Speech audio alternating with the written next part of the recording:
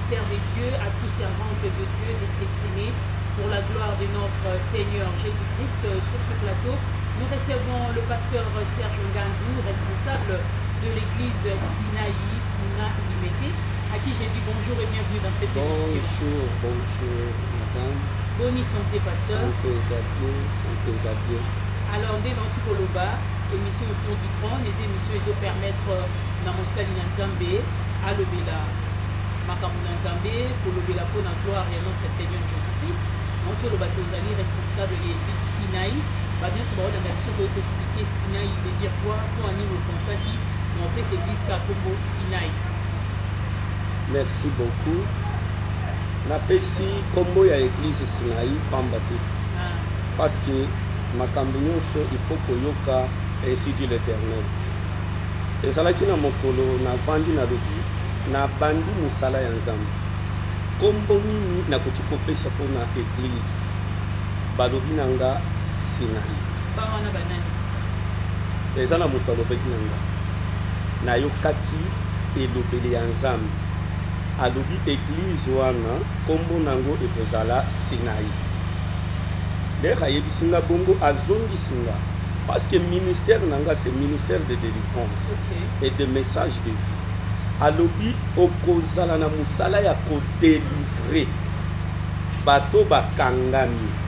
C'est pourquoi kombo ya église ekozala Sinaï.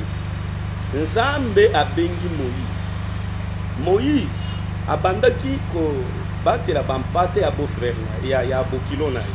Leka azobatela bampate ya bokilo na ye azozala na zamba azokende mais ayoki na nzete moto ezopela na monde Sinaï moto ezopela mais nzete ezozika te ayoki voix Moïse place ozali eza place ya bule il faut longola sabat abandi koyoka makambo nzamba zoloba parce que Moïse lera azalaki na kati ya boungu na Égypte alingaki adélivrer bana ya Israël na makasi na ye moko c'est-à-dire puissance na ye moko na mawa na ye moko parce que amoni ndenge bazonyokola bandeko na ye eloko esalaki ye ke aboma mutu na Égypte pe bandeko na ye bafunda ye akima melera akimi likambo alingaki asala na makasi na ye moko Nzambe siko aye kobenga ye lero Nzambe abengi ye na moto ayebisi ye ezalaki na monde Sinaï oyo ezalaki Horeb parce que Horeb et Sinaï eza momo ezalaki neti Congo ezalaki Congo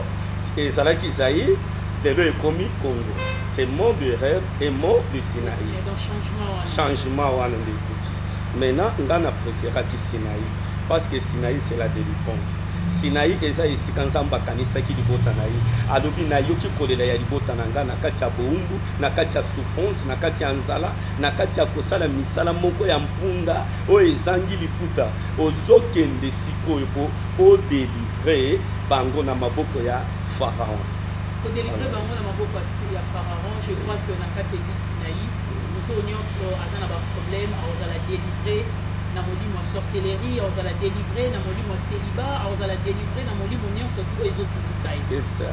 Lelo tozomona Pharaon te lelo tozomona Égypte te c'est-à-dire Pharaon ou bien Égypte bazalaki bato moko bazosala misala ya mabe mpona libota ya bana ya Israël.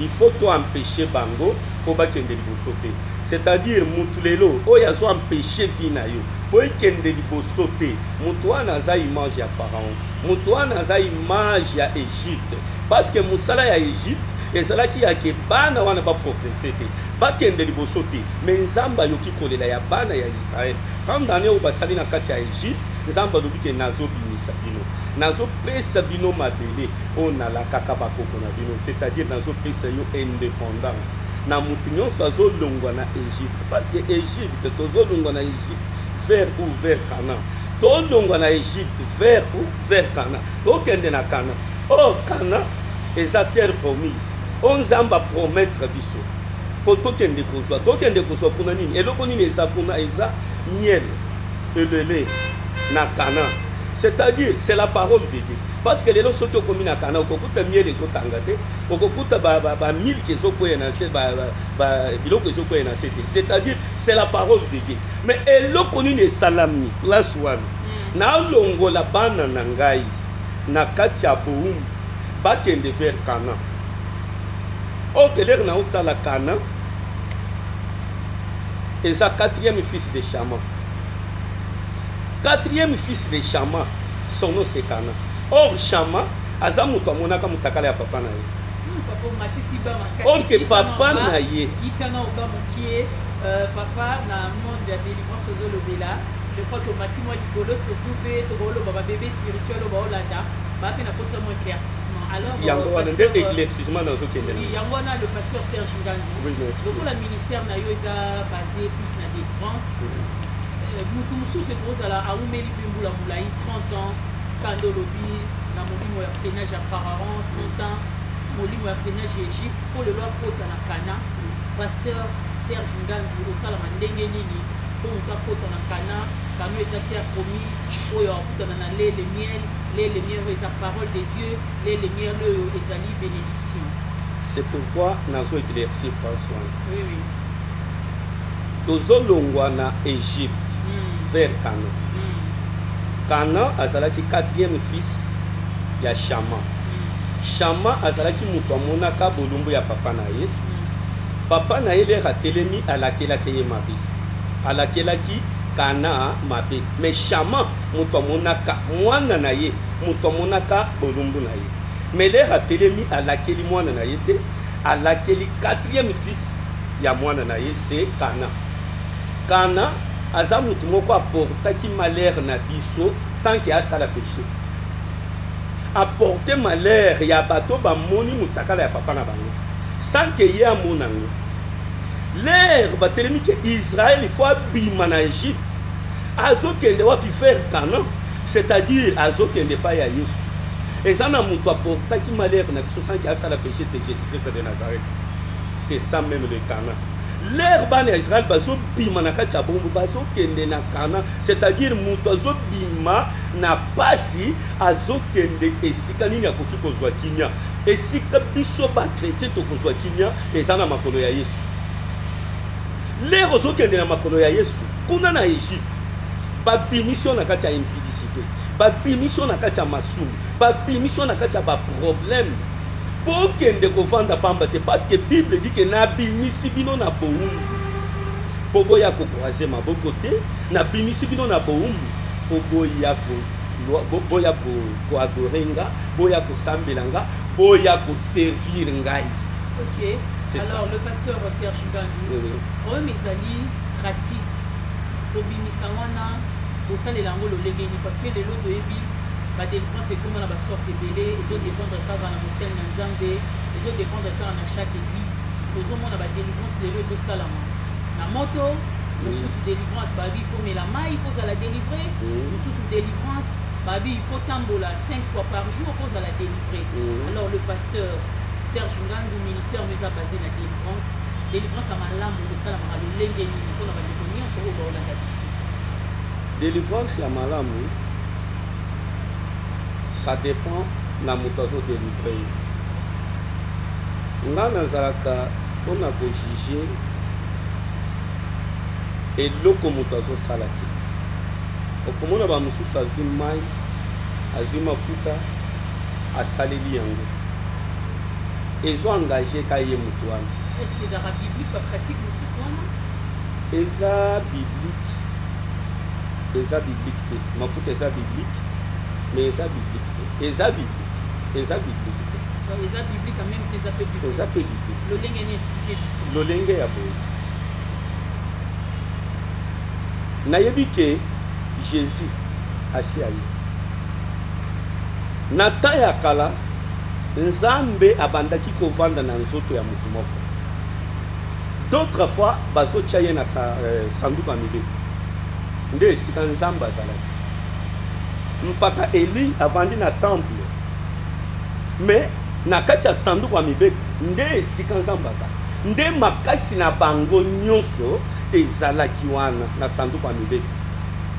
L'air bazokende na bitumba. Bakokende bango moko te. Il faut bamema sanduku ya mibeko. Bacha na mapeka ba poser yango na bitumba pona kolonga na bango. Mais un jour balonga ka bango bakanga na sanduku ya mibeko ekenda.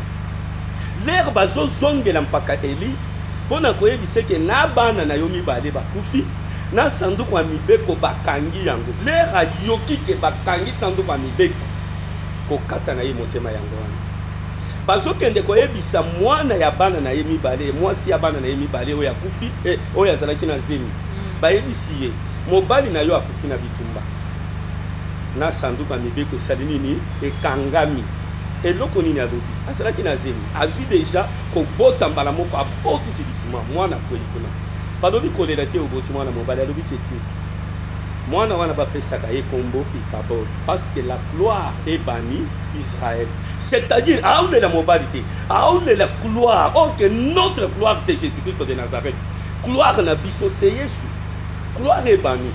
Même Mpakeli à comprendre que awa na Shilo bakoya ko conciliter nzambe à partir ya sanduku ya mibeko me ekangamaki, c'est-à-dire na minute makasi eza na sanduku ya mibeko te makasi eza na kati ya suki lokola Samson toki bakati ya suki makasi esili non, notre force evandaka na kati na biso parce que Bible dit vous savez-vous pas que votre corps est le temple du Saint-Esprit, c'est-à-dire corps na biso eza temple du Saint-Esprit. Saint-Esprit avandi na kati nanga nazana capacité ya kotia mutu loboko délivrance pe salimi sans que natia mai sans que natia mafu. Donc l'église Sinaï, le pasteur Serge Ngandou nous impose à la haie na problème quand le baki a gana mon publicité mon lien célibat par réclamation à famille loboko. Il suffit seulement de dire un mot il faut mutu à comprendre qu'il y a tellement de formes de salir ensemble avec na confession na ye normal to sambele na ye to chaye loboko délivrance pour salema esprit wana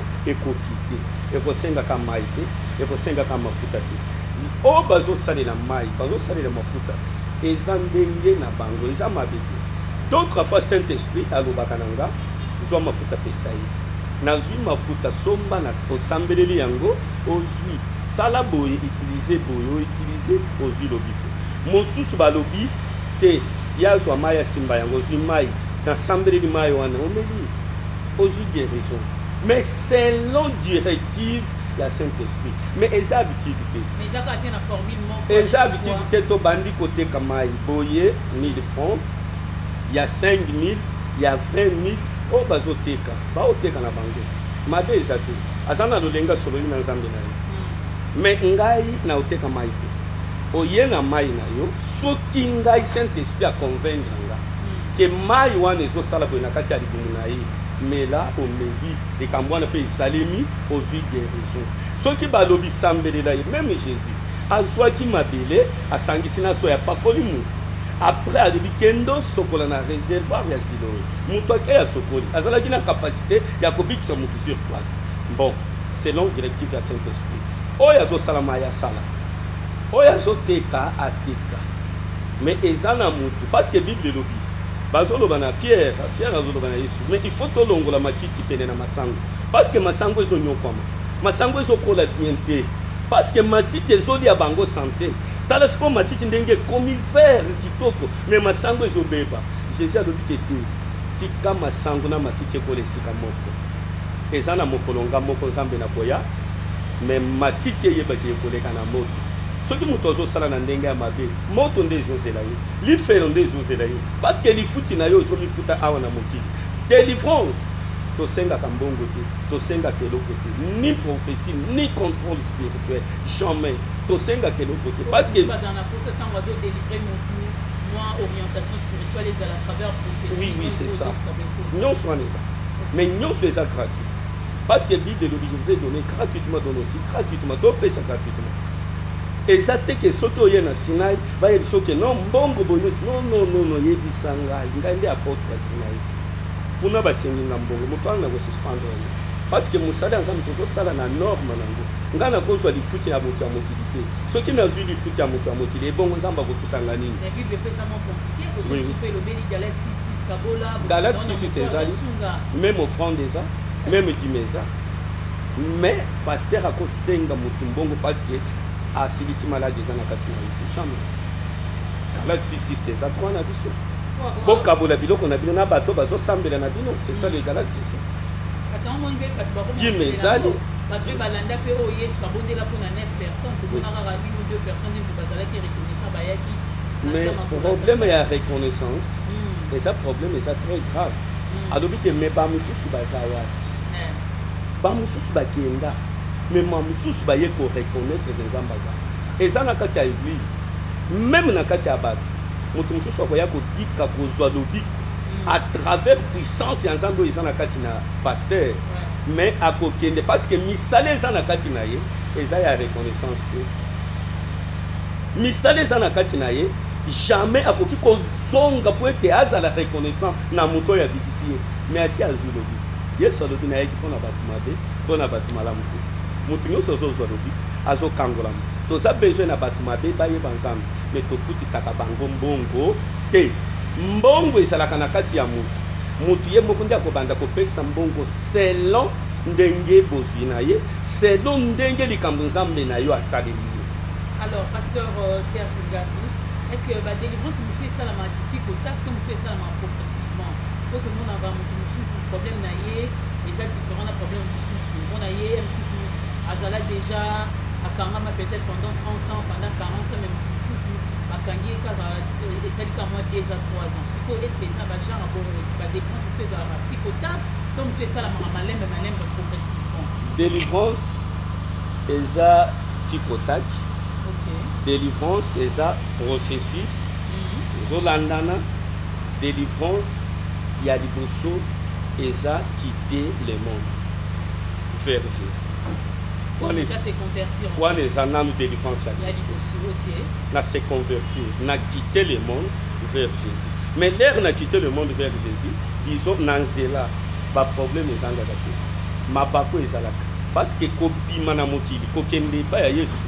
Bato bakotika yo te bato nyonso banda komela na bango masanga kosala na bango kindumba désordre bakoya lere bazoya mpona kointercale yo il faut yo sote mabulu nyonso wana po convaincre délivrance na yo wana eza nano eloko ya liboso moto akozala kangami na problème grave nabotaka te nasali 20 ans nasali 30 parce que epai ya nzambe ata osali 100 ans soki oye koluka mwana naopesa ye po nzambe apesaka akoloba te ke ye asali 90 ans mais Sarah azalaki na combien de temps Elisabeth na mobali na ye azalaki na combien de temps mobali na ye azalaki moto azotumba bambeka na kati ya na kati ya lieu très saint mais ange Gabriel akiti ayebisi oke okobota alobi me nakobota ndenge nini makasi kutu ya kobima na mwasi eza lisu te nakobota ndeni mais abosani ke moto alobi aza messager ya nani ya nzambe tanda yesu alobi ke yo okotikala koloba lisusu te otikali baba mais il y avait que moi sinon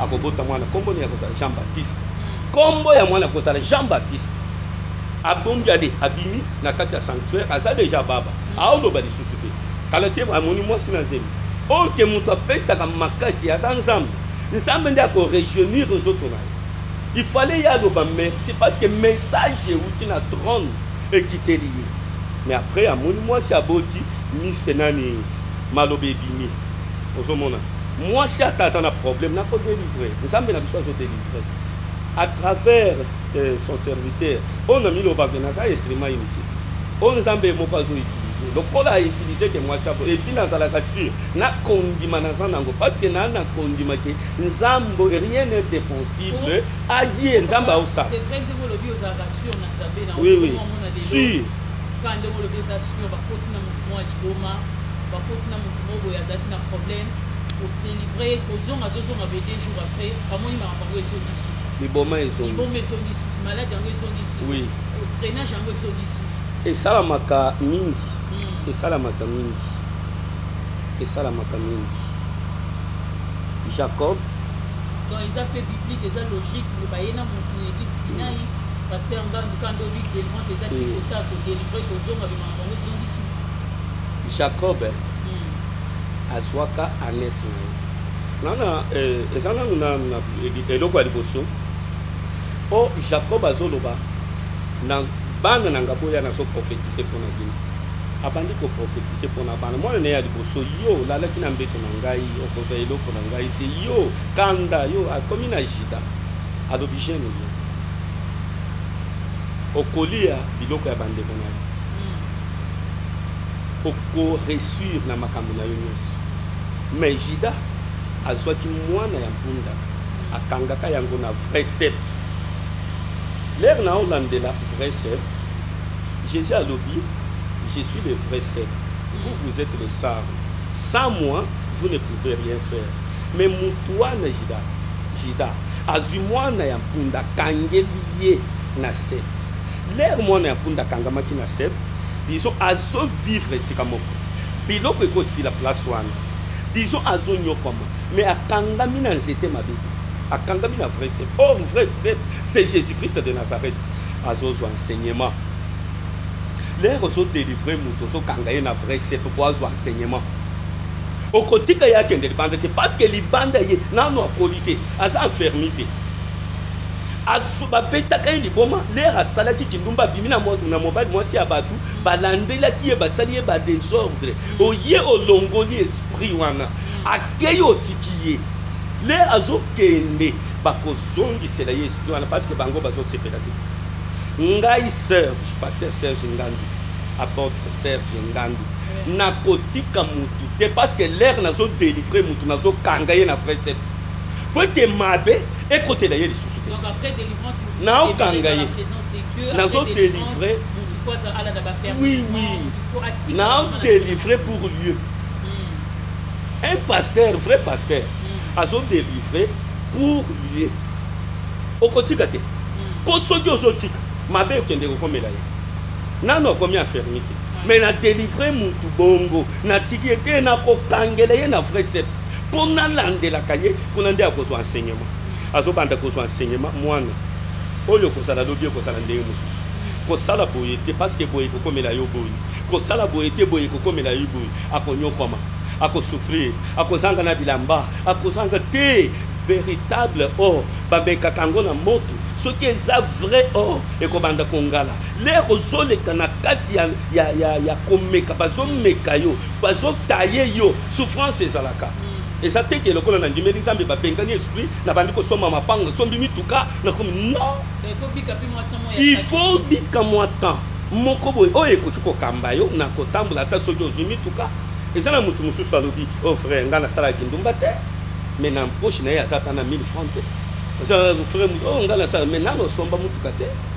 Mais mutwa na zo mbongo puisque ma somba mutu ka somba mapang. O comment ne vinaye, à côté ma pasteur. Mais ça n'a mutu mususu avant de batailler ye ba bongisi ye na vrai c'est petit Jésus-Christ de Nazareth mutwa na ta sana $1 million na mitu balibanda okokute pana ya ta courant ezati ala au soubassement de Jésus. Avant parce que Yesu basman na c'est Jésus-Christ de Nazareth à quoi trahir Jésus-Christ te miso na ye basiba boma yango minu balongola minu na ye tikalika na mwasi na ye miso na ye la personne a comment des circoncis disons a commis circoncis. Disons à commis mutu moko o balobi na bazolo na Saoul et pas à Samuel okokutana ba prophète esprit ensemble kokotana katina yo tu seras changé à un autre homme. Disons mutu leur esprit ensemble kotina katina ye a changé a commis mutu mususu azali susu mutu ya kala l'homme ancien wana te. Oh, ce qui a tali moi chez Abatolobi, oyo, a qui souci kaka, esprit na ye, il faut y soit comme moi soin, et ça esprit des autres dérangés, Moutouane, il faut qu'on délivre. Parce que moi, sinon, ata aussi, ata zana basi 10 à Kolemba basité. Mais Moutouane, il faut qu'on bomaye mission à Mokili. Donc, pasteur, pourquoi il faut comprendre que délivrance, c'est ça la marque 100%. Donc, tout ça, par exemple, il y a une église, Azana Bali Mbélé, Azana Bali Mbélé. Donc, à Okango, la Mambala, moi, du fait qu'à demeurer dans la présence de Dieu, du fait que Azana Sama Kolo, Yatata, du jour et lendemain, tu m'as fait de l'eau, on a sans pour autant Moutouanaïe. Merci.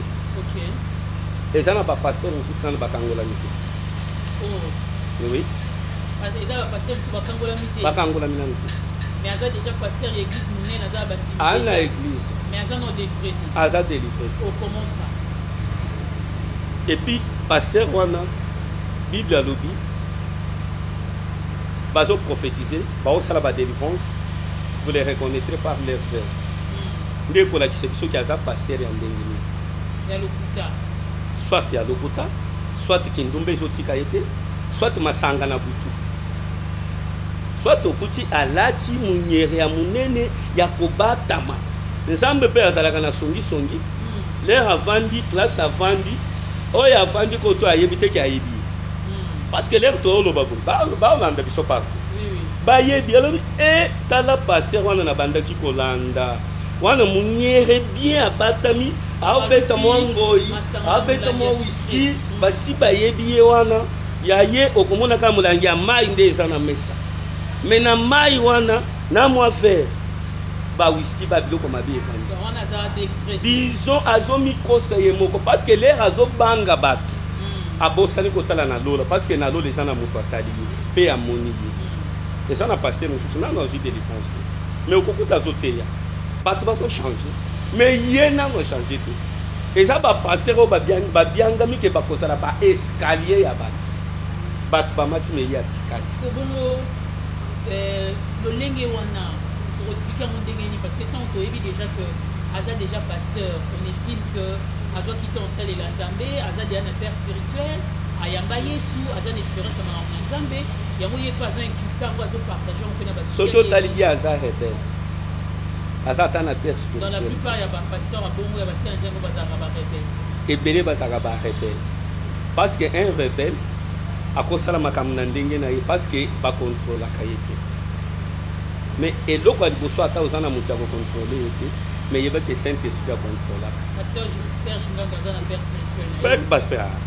spirituel père spirituel aza et je suis apôtre dans mon église je suis apôtre père spirituel aza na problème na motu te partout même na mosika je salue pasteur évangéliste Kabundu Alessa oui aza père spirituel azalaka na ye problème te maboko pembe aza mutu malamu na ye problème te même ye esika aza aaloba mpo na nga ayebi ke mwana wana nalime te nzambe apambola ye parce que ayebi ke nga na ye maboko pembe parce que mutu nyonso aleki na nzela na ye aa père spirituel na ye même après ye eza na bato baleki même avant ye eza na bato baleki mutu nyonso aleki na nzela na ye oyo atya yo loboko mpo okoma oyo oza lelo okoki kofinga ye te okoki koloba mabe mpona ye te tozolanda exemple ya David azalaki na problème na Saoul te mais Saoul azalaki na problème na David et comment tu vois même Saoul akita kata na songa ya elamba na ye lere akati yango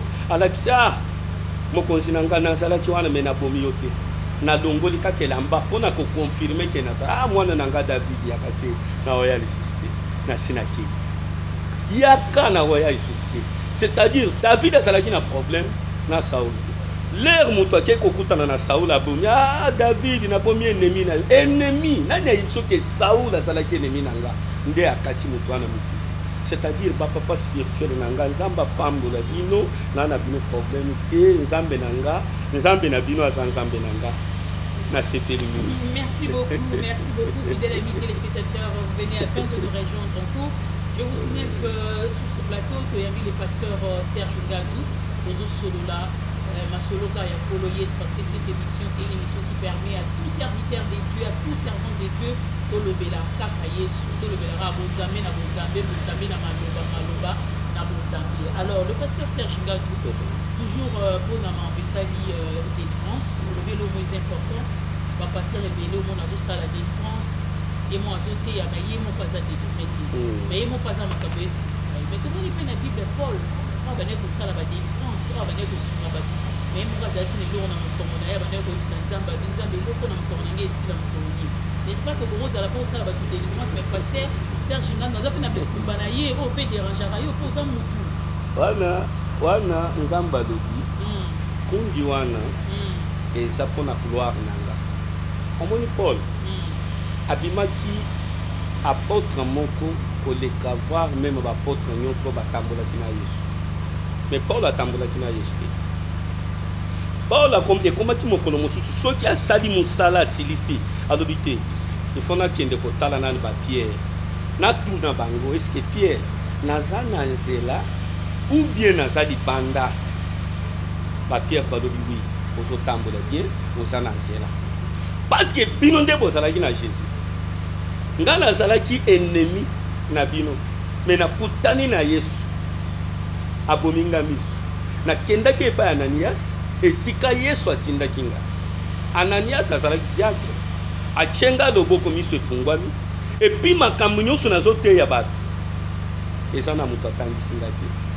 kaka Yesu wana nde atangisi nga mais azalaki mutu moko ombrage na ye il faut bato babika aosala bamiracle ndenge na ndenge akutanaki na bar Jésus na kati ya temple aosala badésordre azotyola kombo ya Yesu asiliki alakeli ye mabe miso ekufa ye akoma avec mais atuni nzambe mpona nkungi na ye nzambe alobi te eza mpona lokumu na nga mais nkungi eza masanga te eza kindumba te wana eza lole zela mama omoni Salomo oyo azalaki na sagesse oyo nzambe apesa ye à partir ya sagesse apesa na basi ebele mais alobaki eza na makambo ebele oyo elekelaka mpenga soki nzete esi ekumbami enyolisamaka lisusu te mais lere Yesu aye akutanaki na mwasi ya bongo ya lolenge ya Paul asimbi ye na kungi anyolisamaki ozomona siko elekeli sagesse na intelligence ya Salomon. Or que véritable sagesse et intelligence, c'est Jésus-Christ de Nazareth. Et rien n'est impossible à Dieu. Nous avons besoin d'une capacité à kolongola et peut-être à l'obi. Ceux qui n'ont pas l'ongoli, or gagne pour les gamakas. Ceux qui n'ont tiki pierre, à tamboli na maï, si aye koko mais si kanga laza, a osala na orgueil même pas à ba disciple. C'est pourquoi Pierre a bandaki kozinda. A crié Seigneur, sauve-moi. Yeso qui est longwaka. D'autres fois orgueil d'ingage sala nzamba sala kana bakourde nyonso wana kaka lodenge nzamba ndenga salaki ndenge nzambe pe akendaki na ye c'est ça wana eza mystère caché à nzambe. Vraiment. Alors toujours par rapport à la délivrance, oui.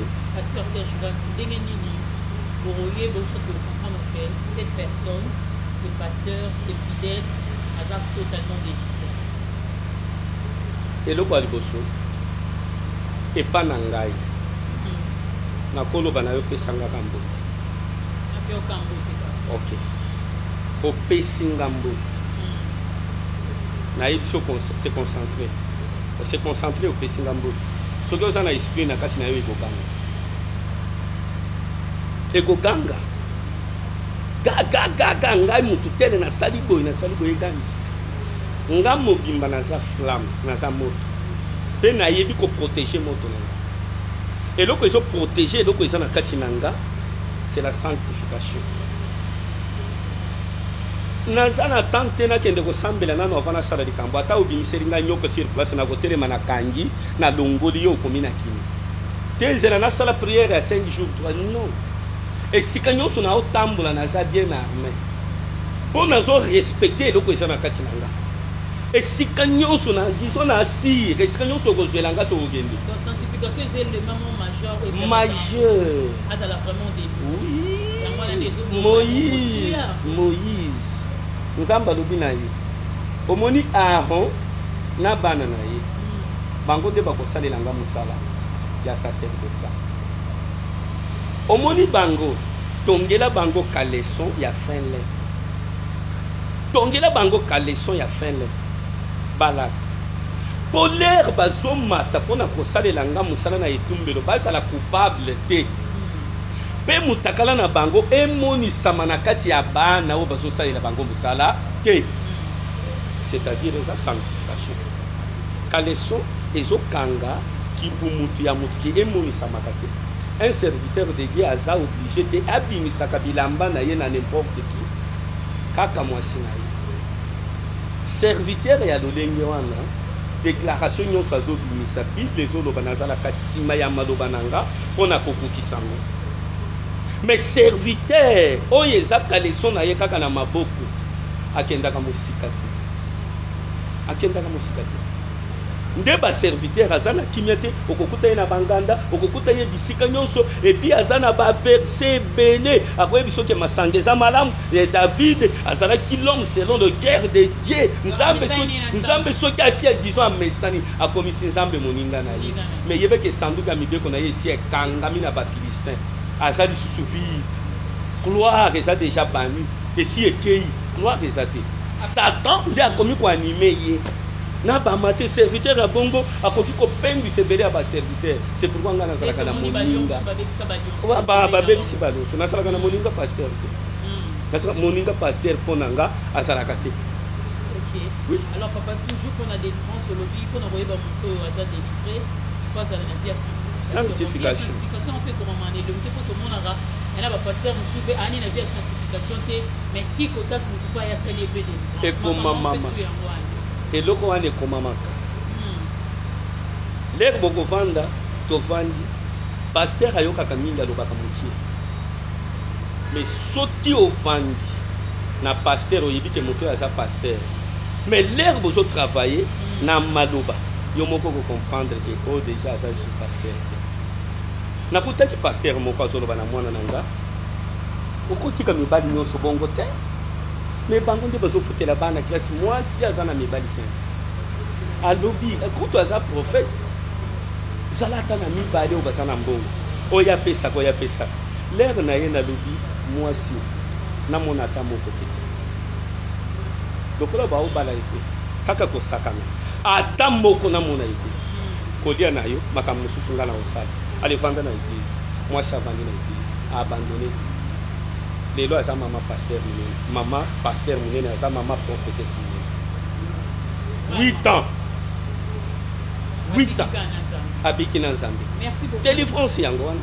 Vraiment, merci beaucoup le pasteur Serge Ngandou, responsable de l'église Sinaï, précisément dans la commune de Liberté. Alors pour nous découvrir sur Oyo Mazola la biso alors la délivrance na domaine nyonso bina ya tamboli l'église a uneni pe na manzambe mais lo konezo tout ça y est. Vous avez quelques minutes en regardant la caméra pour na batuana okolo bana bango ni pasteur. Motu nyonso aza besoin azwa délivrance na kati ya Sinaï. Yaka eloko liboso numéro nanga eza 085 12 93 013 85 12 93 013 eza numéro nanga moko soki obengi aoyamba yo ata na hôpital ata wapi nayaka kodélivre basi oyo baza na baproblème ya kobota oyo mwana asali boye te kokende mbangu baopere te benga nzambe nanga akosala nazoya kaka esika ozozwa délivrance. Toza na problème grave ya bamari de nuit ya bafemme de nuit bazodérange bavie ya bato ozolala boye ozomona ozokutana na bamari de nuit basi même na kiti olali foya yaka olukanga na funa avenue Forge Saint-Christophe avenue Saint-Christophe numéro 40 et 15-14 numéro 15-14 Oleki hôtel de la Funa au Kiti à 200 mètres au commune Pangarde bakomi apôtre Ngandou Serge nde esika Sinaï Gaza yaka ata ozana problème ya ndenge nini tokosenga yo eloko te tokosenga yo mbongo te tokozwa likambo wana lokola ya biso pe okozwa solution pe tokotika yo te tokokanga yo na kati ya Sinaï. Pona nini parce que soki okei esprit wana okende ozongela yo avant okende il faut l'enseigner il faut yeba ndenge il faut l'enseigner il faut la affermir il faut yeba ndenge nini ya kobattre la délivrance po ete mabe ekomate parce que Bible lobi soki bobimisi esprit moko na kati ya mutu atikali vide esprit wana ekokende kobengana soki mutu asali lisusu mabe bakozonga 7 bakozonga 8 ekozala mabe mpona yo okozwa délivrance mpe okovanda na kati ya Sinaï po ete délivrance na yo ezala totalement nzambe Ngandou apambola. Merci beaucoup le pasteur Serge Ngandou d'avoir répondu à notre invitation pour se mettre sur la délivrance prochainement que sur la souffrance dans le souffle. Alors, fidèles amis téléspectateurs, nous sommes arrivés à la fin de cette émission. Vous allez suivre cette émission sur YouTube, na Team Info TV plus 243. Au Landamon, na YouTube, Team Info TV plus 243. Je pense que cette émission, elle est diffusée chaque samedi à la même heure, à la même chaîne, la RTVS1. En tout cas, prochain numéro, la porte est grandement ouverte. Appelez-nous à travers cette émission qui est affichée. Pour cela, vous savez, dans Maloba, Zambé, Zambé. Alors, restez branchés sur la RTVS1 Je vous retrouve prochainement à la même heure, à la même chaîne. D'ici là, portez-vous bien. Au revoir.